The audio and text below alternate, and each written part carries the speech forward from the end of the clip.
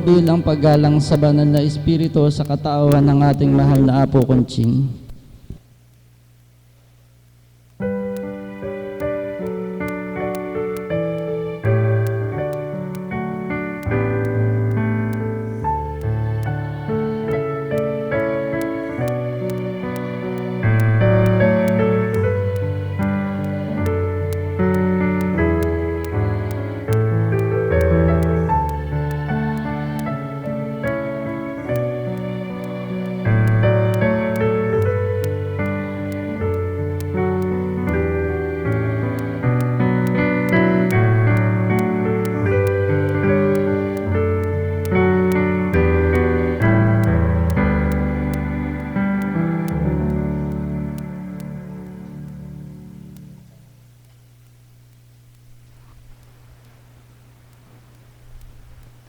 Sumainyo ang kapayapaan kay buti ng Ama, kay dakila niya. Tunay na siya nga ang kahiwagaan, siyang tunay na mahimala o gumawa. Siyang tunay na dakila noon ngayon at kailanman. Sumainyo ang paghahari niyang walang humpay.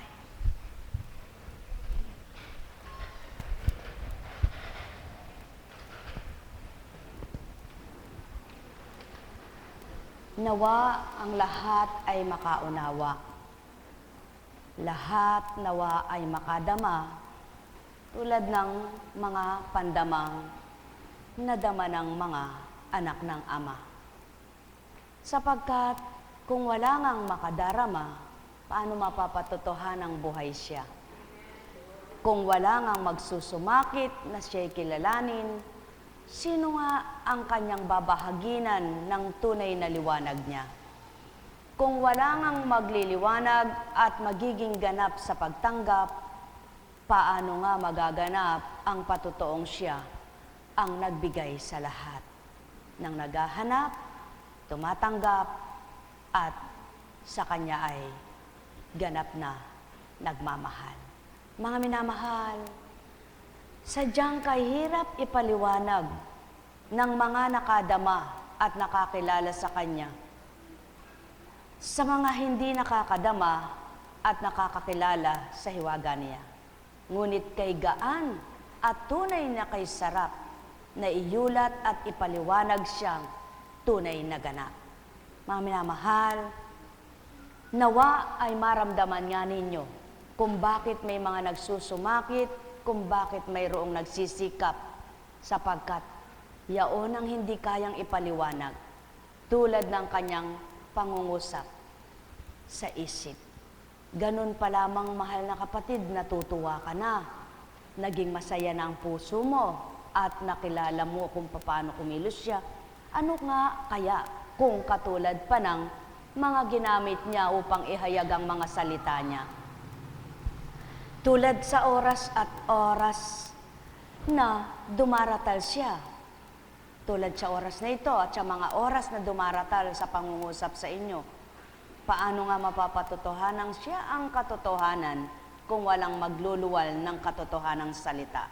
Kaya siya ang patotoo, patuloy na labanan, patuloy kalabanan ang tukso. Buhay ba ang Ama?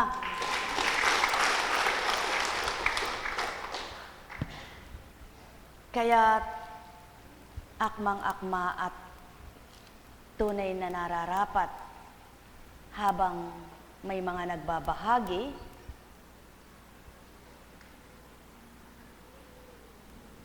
binuksan ko po ang Biblia at sinabi ko, Panginoon, batid niyo namang ako'y walang karunungan at di ko kailangan ang ako'y mag-aral ng magmemorya ng mga banal na aral mo.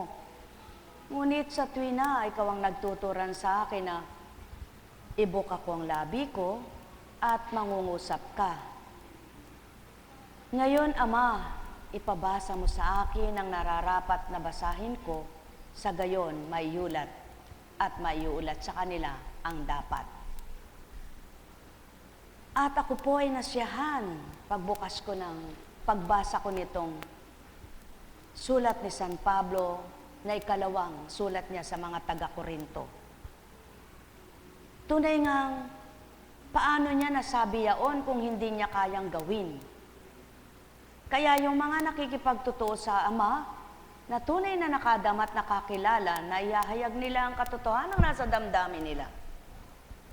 Na iuulat nila yung mga nagaganap sa buhay nila. At sila ang buhay na patotoo kung paano kumilos ang Diyos sa buhay nila. Tulad ng Kristo, sila ang nagbigay katotohanan sa pamamagitan ng iniwanan niya sa mga alagad. At yaong mga ibinigay na patotoo na yon, sinabuhay nila at nakita nila ang pawang katotohanan na tunay ngang ang nagturo sa kanila ay hindi tao kundi ang Diyos. At sa pamamagitan ng pagkilala nila, naramdaman nila ang tunay na kalooban ng Ama, sapagkat naipadama ng anak na kinilala nila na naging totoo sa kanila, na magpahanggang ngayon ay totoong-totoo sa pamamagitan ng Espiritu.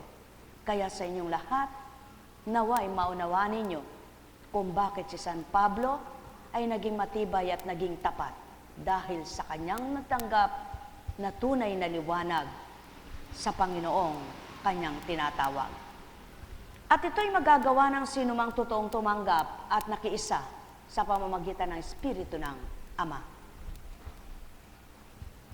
Tiyakin ninyong mabuti kung kayo'y namumuhay ayon sa pananampalataya. Subukin ninyo ang inyong sarili. Hindi ba ninyo nadaramang sumasa inyo si Kristo Jesus? Maliban na lang kung kayo'y mga itinakwil, umaasa akong makikita rin ninyo na hindi ako itinakwil. Idinadalangin ko sa Diyos na sana'y huwag kayong gumawa ng masama, hindi upang palabasing ako'y tama, kundi upang makagawa kayo ng mabuti kahit lumitaw na ako'y mali. Pagkat hindi ko maaaring kalabanin ang katotohanan, wala akong magagawa kundi tanggapin ito. Ako'y nagagalak na naging mahina kung kayo naman ay lalakas. Kaya, idadalangin ko rin na maging ganap kayo. Isinusulat ko ang mga bagay na ito habang ako'y wala pa riyan. Upang pagdating ko, hindi na kailangan magpakita ako ng bagsik sa paggamit ng kapangyarihang ibinigay sa akin ng Panginoon. Ang kapangyarihang ito'y ibinigay sa akin sa ikabubuti ninyo, hindi sa ikapapahamak. Hanggang dito na lamang mga kapatid at paalam na sa inyo, sikapin ninyong maging ganap at sundin ninyo ang mga payo ko. Magkaisa kayo at mamuhay ng payapa. Sa gayon, sa inyo ang Diyos ng pag-ibig at kapayapaan. Yaon ang tunay na ginagampanan ng mga lingkod. Hindi baling maging mahina sila sa palagay nila. Kung lumalakas naman ang mga taong inuulatan nila at hinahayagan ng pawang katotohanan mula sa kanilang tinanggap. Sapagkat nagagawa nilang tanggapin ang paghamak, nagagawa nilang tanggapin ang pagkutya, nagagawa nilang tanggapin ang pagtawanan, alang-alang dun sa tinanggap nilang pinamamahagi sa kapwa. Sapagkat doon nasusukat ang kaloob ng Ama sa mga anak niyang nakikipagtotoong tumanggap sa Kanya. At doon napapatotohanan naman ang mga ginagawa nila'y totoo sa mga taong tumanggap ding tulad nila. Kaya naman, sa pakikipagtotoo ng mga nakipagtotoo at ang mga tumanggap na nakikipagtotoo, tunay na napapatotohanan ang hinahayag na Diyos Ama'y buhay at ang tinanggap nila ay buhay na buhay. At ito ngayon, mga minamahal ko, ang pawang totoo, na kaya kayo naririto dahil naghahanap din kayo ng liwanag na tulad ng tinanggap ng mga nakatanggap na naglilingkod sa inyo sa dakong ito. Sapagkat kung hindi, hindi nga kayo paparito. At tulad din ng mga nakadamang naguulat at naghahayag sa inyo, may nararamdaman na rin kayo. Hindi maitatatwa yaon sapagkat hindi kayo mulit-muli babalik dito kung wala kayong nararamdaman. At siyaan ang patotoo na ang inyong nararamdaman ay mahina pa. Na kung patuloy niyong gagawin ang pakikipagtotohanan sa Ama, ay patuloy na itong palalakasin. Sapagkat habang hinahamak ang mga nag-uulat sa inyo, lalo namang natutuwa ang Ama sa mga paghamak ng mga anak niyang hindi totoo sa Kanya, sapagkat nahahayag ang katotohanan niya sa mga hinahamak na mga tao na tulad ng nagpapakatotoo dahil sa Kanya.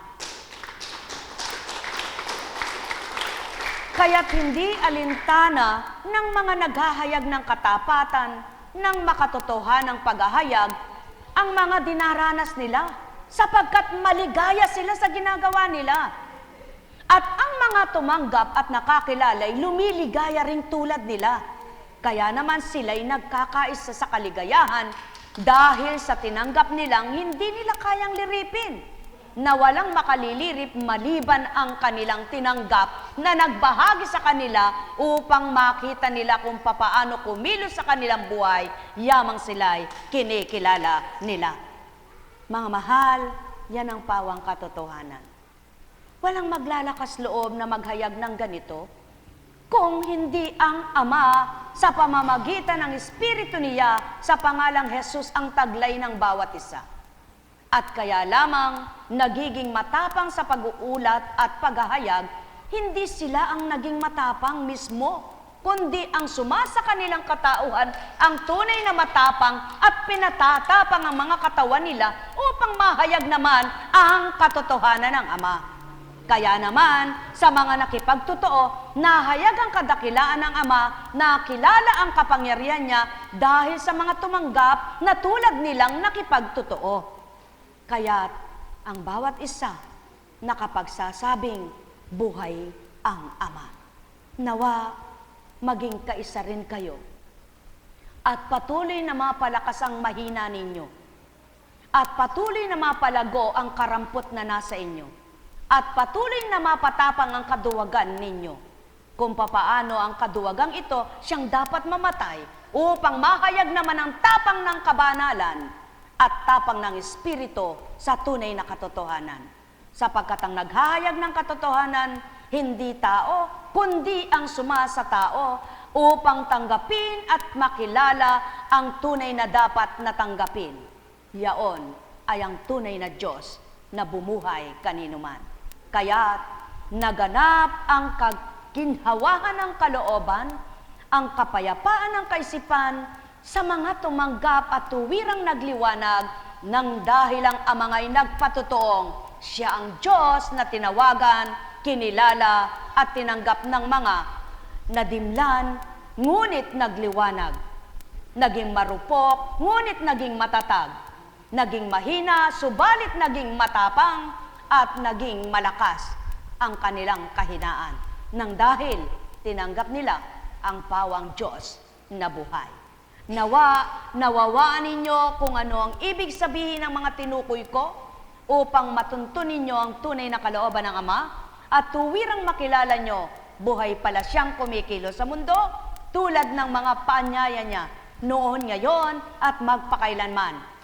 Ang mga anak niya'y kumilalat, tumanggap sa Kanya.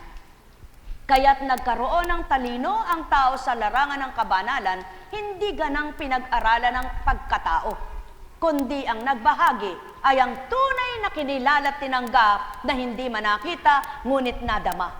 Yaon na nga ang mga nagsasabing kay sarap sa piling ng Espiritu Santo. At yaon na nga ang mga nakapagbagong buhay na nagsusumakit, nagsusumikap, na tuparin ang kalooban ng Ama nang dahil nakadama nga sila. Nawa nga ang naramdaman ninyong tulad ng mga nakadama, tulad ng mga nakadama, kakarampot man, mapalago dahil sa pagsusumakit din ninyo at pagsusumikap tulad ng mga nagsumakit at nagsusumikap na mga anak ng Ama na tapat at nakipagtotoong lingkod niyang matatawag. Ang may pandinig ay nakarinig. Naway naging maliwanag sa inyo. Bakit nga ba may mga naglingkod? Bakit nga ba may mga naglilingkod? Bakit nga ba may mga pinatapang? Bakit nga ba may mga tumalino ng pang-espiritual, hindi ng pang-pisikal? Ng pang-kaharian ng langit, hindi ng pang-sanlibutan. Bakit nga ba may nakaabot, nakatarok sa kalooban ng Ama? Hindi ng ganang kanila, kundi ganang kalooban ng Ama na pinaabot niya sa kanila at pinadama dahil hinanap, dinama siya. Mga mahal ko, sumainyo ang kapayapaan. Net karameneyahanam, net karameneyahanam, net karameneyahanam.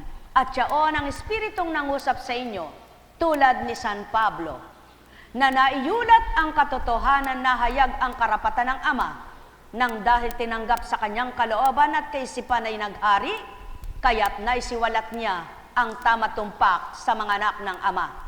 At nahayag ang kadakilaan ng Ama na tinanggap niya sa pamamagitan ng anak sa pangalang Jesus, nang dahil sa mga salitang hindi niya kayang liripin man lamang.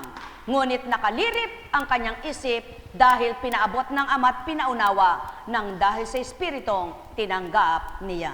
Ngayon, mga mahal ko, sinong nagbibigay pang unawa at nagbibigay pang unawa? Tunay na ang pangunawa ay kakamtin mula sa Espiritu ng katotohanan, hindi sa kapwa. Kaya't kapag naranasan mo na ito, magalak at magpuri sa Ama, ipagbunyi mo siya, sapagkat nabahaginan ka ng tunay na pangunawang mula sa Kanya. Katotohanang katotohanan, ang sa akin tinuturan, ang may pandinig ay nakarinig. Nek karameneyahanam, nek karameneyahanam, nek karameneyahanam. Buhay ba ang Ama? Buhay ba ang Ama?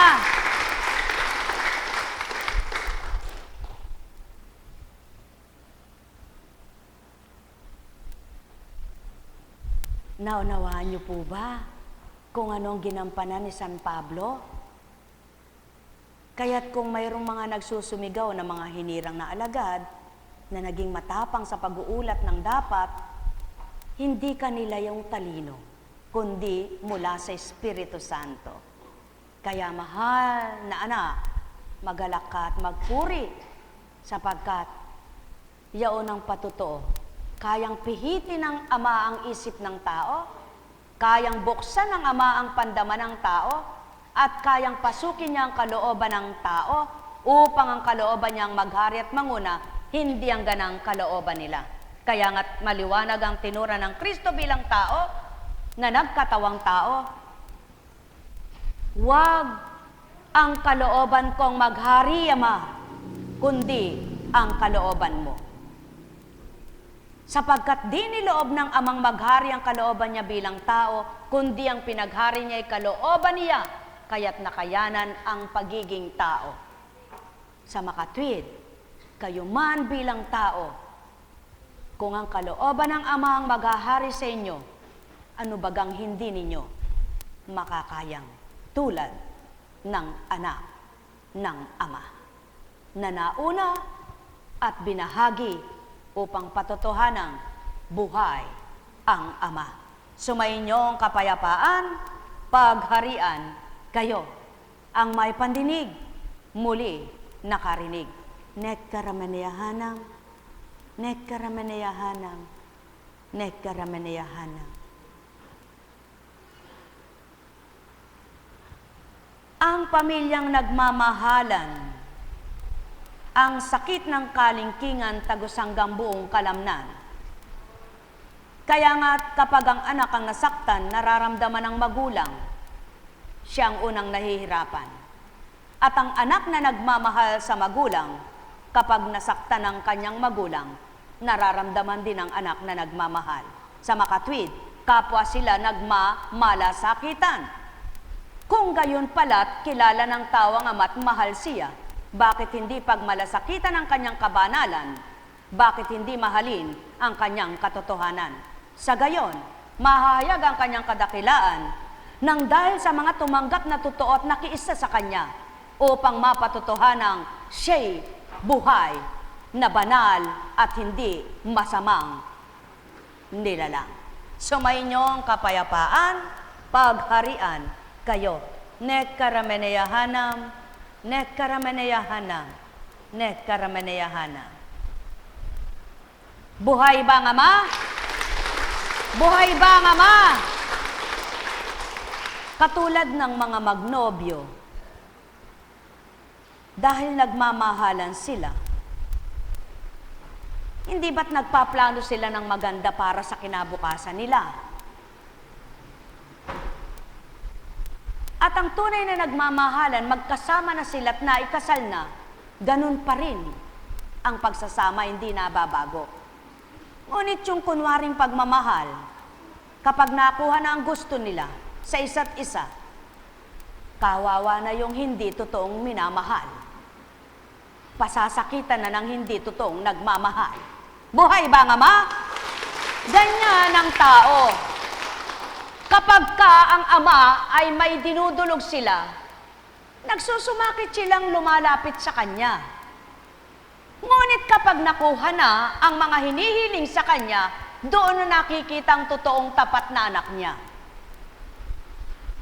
Kaya naman ang Ama, may pamamaraan siyang ginagawa na hindi niya sinasabi sa mga anak niya kung paano niya susubukan ang mga anak niya.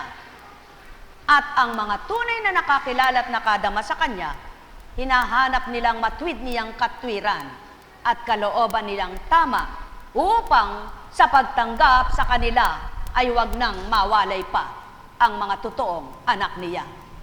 Ang may pandinig ay nakarinig. Sumainyong kapayapaan, pagharian kayo. Nawa, huwag kayo yaong mga anak na alibugha, na kaya lamang natutuwa kapag binibigay ang kahilingan. At kapag hindi na, doon na nakikitang kunwari lang ang pagsamba.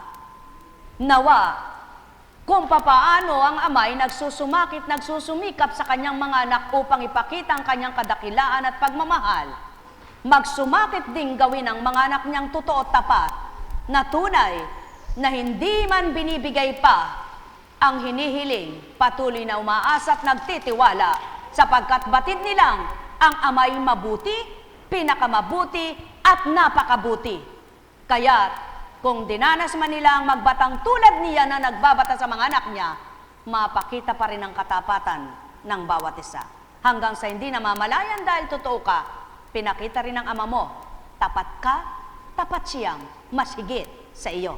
Sumayinyong kapayapaan, pagharian kayo, mga iniibig at minamahal ko pa. Nek karameneyahanam, nek karameneyahanam, nek karameneyahanam.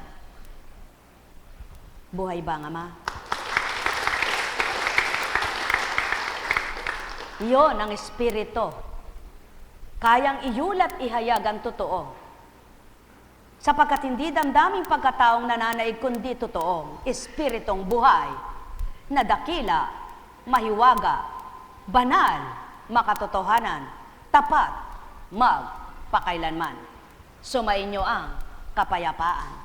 Nek karameneyahanam, nek karameneyahanam, nek karameneyahanam. Buhay ba ang Ama? Buhay ba ang Ama? Kaya, ikaw ba'y nagsusumakit na makilala mo siya at madama? Ngunit, binigyan ka niya ng palagay mo'y pasakit. Huwag mong ariing pasakit, kundi ariin mong pagpapatatag at pagpapatibay sa'yo. At pagkatapos mong naisadya dyaon dahil sa pagtitiwala mo sa Ama, masasabi mong hindi nga pala pasakit, kundi pag-ibig. Buhay ba ang Ama?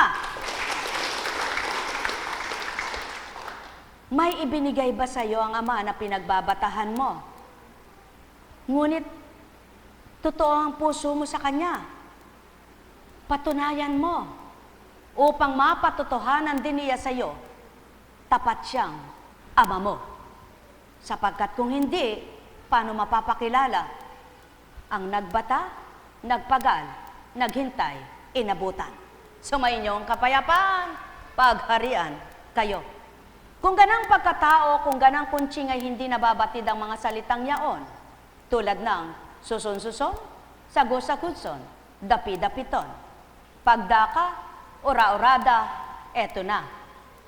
Sumunod ka, tumalima ka, pakikita ng Ama kung sino siya sa'yo.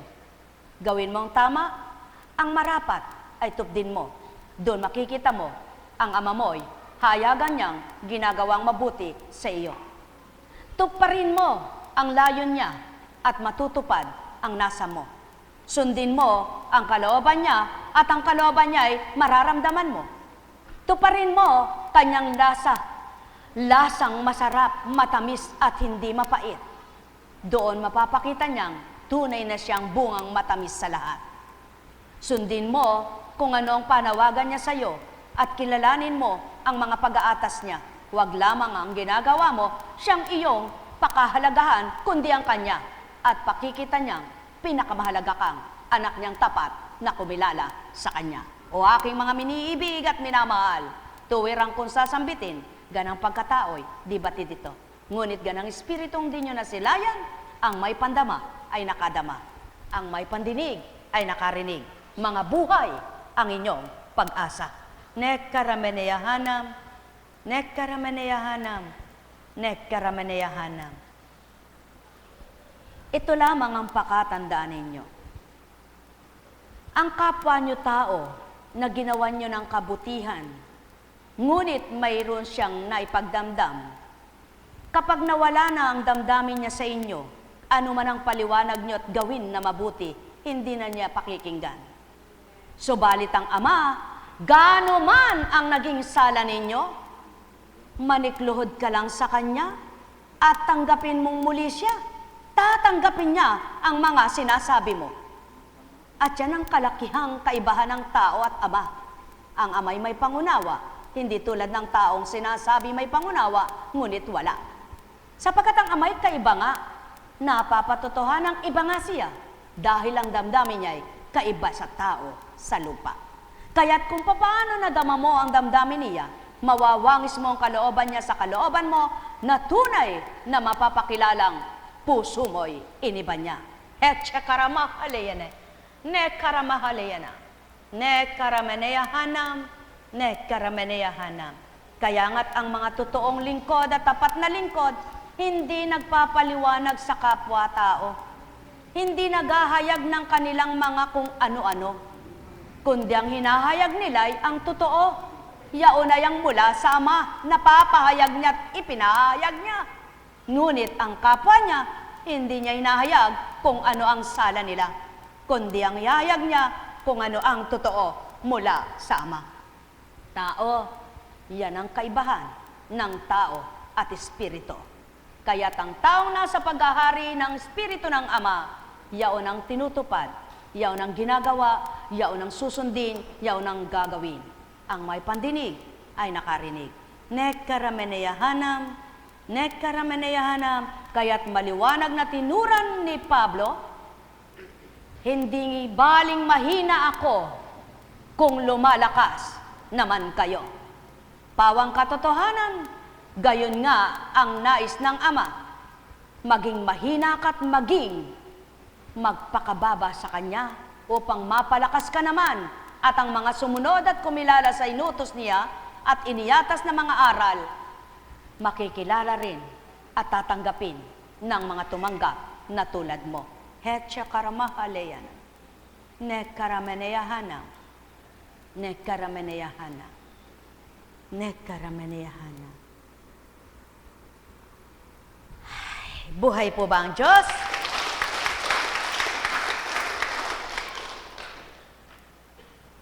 Kaya't ayon kay Lucas, sa ano ko nga ihahambing ang mga tao ngayon?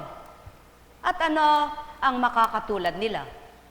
Katulad sila ng mga batang nakaupo sa plaza at sumisigaw sa kanilang mga kalaro. Tumutugtog, tinugtugan namin kayo ng plauto, ngunit hindi kayo sumayaw. Nanambitan kami, ngunit hindi kayo tumangis. At yan ang pawang katotohanan, mga minamahal.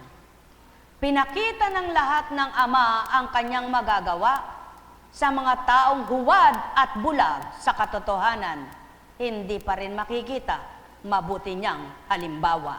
Nek karameneyahanam, kaya't matutulad sila sa mga batang naglalaro sa plaza na hindi nila alam ang kanilang magiging kinabukasan. Mahal na mahal ko kayo. Tuwiran kong tinuturan. Mahal na mahal ko kayo. Hecha karama haleyana. Nek karamaneyahana. O aking Ama, salamat sa dagundong na katugunan mo.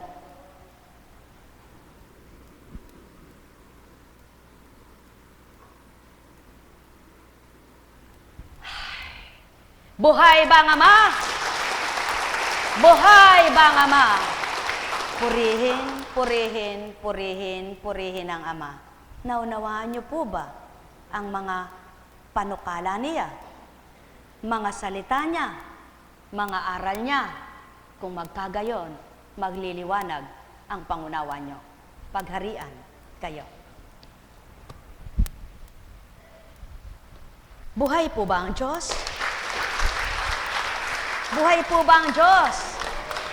To the max, nagalak. Kung ano ang pananampalataya mo'y magaganap sa'yo. Kung ano ang pananalig mo't inaangkin mo'y kakamtin mo. Yan ang maliwanag na patutuo ng Ama sa buhay nyo.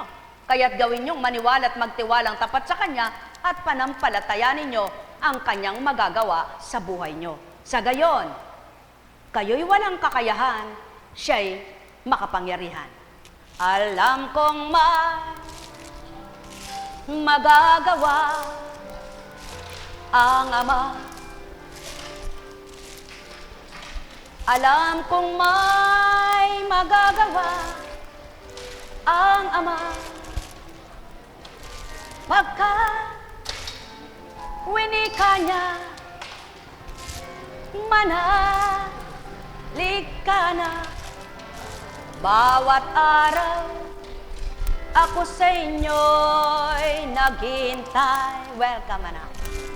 Alam kong di ringgin kayo ng Ama. Alam kong di ringgin kayo ng Ama. Pagkat winika niya, manalig ka na. Bawat araw, ako sa inyo'y may nakalaan. Mayroong magandang mangyayari sa inyo. Aking mga minamahal. Mayroong magandang mangyayari sa inyo. Manali, umangkin at tanggapin. Kaya nga't maliwanag ang katotohanan. Walang hindi makakaunawa kapag patuloy na nakinig ng banal na salita. Walang hindi mabubuksan ng diwa kapag patuloy na naghanap sa banal na aral. Walang hindi mabubuksan ang kanyang diwa kapag patuloy na naghanap sa Ama. Walang hindi makakadama kung patuloy na ginugusto'y Ama. Walang hindi mapagbabago siya kapag patuloy na ginusto'y siya. At yan ang pawang katotohanan, walang hindi magagawa ang Ama kapag kumilos siya. Kaya ayaw man ang tao kapag gusto na niya, walang magagawa ang sino man. Ngunit gaano man kagusto ng tao at siyang ayaw, wala ring magagawa ang tao. Ngunit pasubali ko naman sa inyo, dahil sa pagmamahal niya, habagat awang ginagawa ng tao'y mabuti, kahit hindi patakda at gusto na niya, bubuksan niya ang kaharian ng kanyang langit upang mailadlad ang dapat at marapat at matanggap ng mga anak niyang matatapat. Tao, sa tuwi na ito ang isilid niyo sa utak niyo nang magliwanag ang pangunawa nyo at tuwirang makilala nyo ang mahiwagang gawa ng Amang Saki sa inyo'y pinakikilala. ganang kunching na pagkatao di masasambit ito, ganang di nyo nakita na yulat kong totoo. Ang may pandinig ay nakarinig.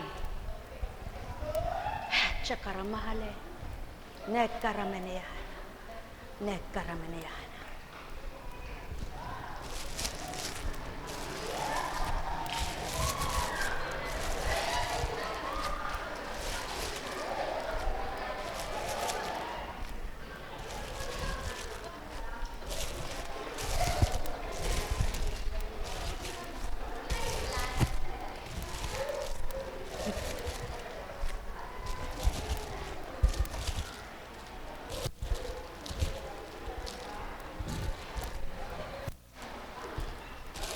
Buhay ba ang Diyos?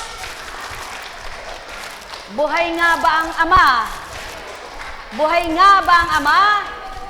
Buhay nga ba ang Ama? Dahil buhay ang Ama,